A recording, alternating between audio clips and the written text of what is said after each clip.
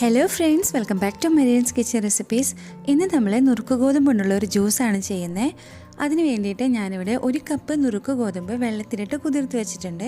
അരമണിക്കൂർ ഇടുമ്പോഴേക്കും ഇത് നന്നായിട്ട് നിങ്ങൾക്ക് കുതിർന്ന് കിട്ടും കേട്ടോ. അതിനുശേഷം നമുക്കിത് നന്നായിട്ടൊന്ന് കഴുകിയിട്ട് ഒരു 3-4 പ്രാവശ്യം കഴുകിയിട്ട് ക്ലീനാക്കി എടുക്കണം.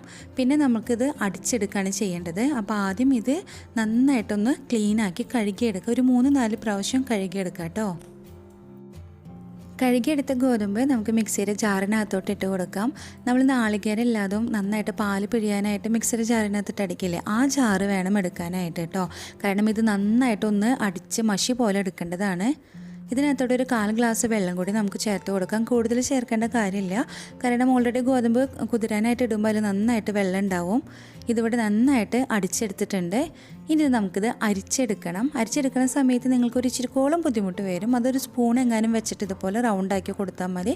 അത് നന്നായിട്ട് അതിൻ്റെ പാല് നമുക്ക് കിട്ടും കേട്ടോ. പാല് കിട്ടാൻ വേണ്ടിയിട്ടാണ് നമ്മളിതുപോലെ ചെയ്യുന്നത്. ഇതിപ്പോൾ നന്നായിട്ട് പാല് പിഴിഞ്ഞെടുത്തിട്ടുണ്ട്. ഈ കൊറ്റൻ നമ്മൾക്ക് ആവശ്യമില്ല, ഇത് നമുക്ക് കളയാം കേട്ടോ. അപ്പോൾ നമുക്കിതേ നല്ല കട്ടിയുള്ള പാൽ ഇവിടെ റെഡി ആയിട്ട് കിട്ടിയിട്ടുണ്ട്. ഇനി ഇത് നമുക്ക് നന്നായിട്ടൊന്ന് കുറുക്കിയെടുക്കണം. അപ്പോൾ ഒരു നോൺ സ്റ്റിക്കിൻ്റെ ഒരു സോസ് പാനിലേക്ക് അങ്ങനെ ഒഴിക്കുക. അപ്പോൾ അടി പിടിക്കാണ്ട് നമുക്കിത് കിട്ടും. ഇതിനകത്തോട്ട് ഒരു 1/2 ഗ്ലാസ് വെള്ളം കൂടി നമുക്ക് ചേർത്ത് കൊടുത്ത് ഒന്ന് ലൂസാക്കി എടുക്കണം. അതിനുശേഷം തീ ഓൺ ചെയ്തിട്ട് ഒരു മീഡിയം ഫ്ലെയിമിലോ അല്ലെങ്കിൽ ലോ ടു മീഡിയം അതിൻ്റെ ഉള്ളിലിട്ടിട്ട് നന്നായിട്ട് ഇതൊന്ന് കുറുക്കാക്കി എടുക്കുക. നമ്മൾ സാധാരണ പൊടിയെല്ലാം കുറുക്കാറില്ലേ, അതുപോലെ കേട്ടോ. ഇതിവിടെ നന്നായിട്ട് കുറുക്ക് രൂപത്തിലാക്കി വന്നിട്ടുണ്ട്. ഇതുപോലെ ആയിക്കഴിഞ്ഞാൽ നമുക്കിതിൻ്റെ തീ ഓഫ് ചെയ്തിടാം. ഇനി ഇത് നന്നായിട്ട് തണുപ്പിച്ചെടുക്കണം. തണുപ്പിച്ചെടുത്തതിന് ശേഷം മാത്രമാണ് നമ്മൾ ഈ ഒരു ജ്യൂസ് ഉണ്ടാക്കാനായിട്ട് പാടുള്ളൂ കേട്ടോ.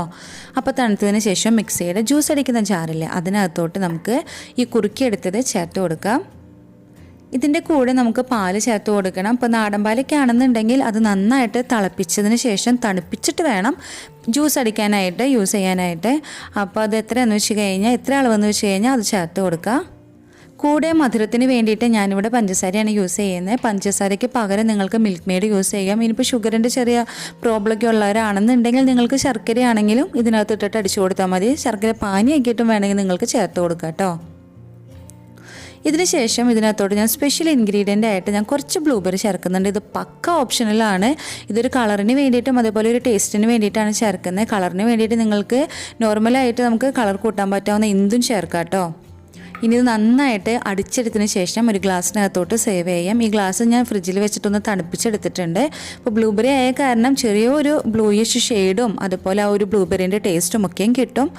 അപ്പോൾ നമ്മുടെ ജ്യൂസ് റെഡി ആയിട്ടുണ്ട്. ഇതിന് സെർവ് ചെയ്യുന്ന സമയത്ത് നിങ്ങൾക്ക് ഇതിനകത്തോട്ട് കാഷ്നട്ടോ പിസ്റ്റോ എന്ത് വേണമെങ്കിലും യൂസ് ചെയ്യാം. ഞാൻ ചെറിയൊരു മിൻറ്റ് വെച്ചിട്ട് ഇവിടെ ഡെക്കറേറ്റ് ചെയ്തെടുത്തിട്ടുണ്ട്. അപ്പോൾ നിങ്ങൾ എല്ലാവരും ഇതൊന്ന് ട്രൈ ചെയ്ത് നോക്കണം. ടേസ്റ്റ് നല്ല ടേസ്റ്റാണ് കേട്ടോ. നിങ്ങൾ എന്തായാലും ഇത് ട്രൈ ചെയ്ത് നോക്കണം. അതുപോലെ ഫീഡ്ബാക്ക് അറിയിക്കുക കമൻറ്റ് ബോക്സിൽ. വീഡിയോ ഇഷ്ടമായെങ്കിൽ ഷെയർ ചെയ്യാനും ലൈക്ക് ചെയ്യാനും മറക്കരുത്.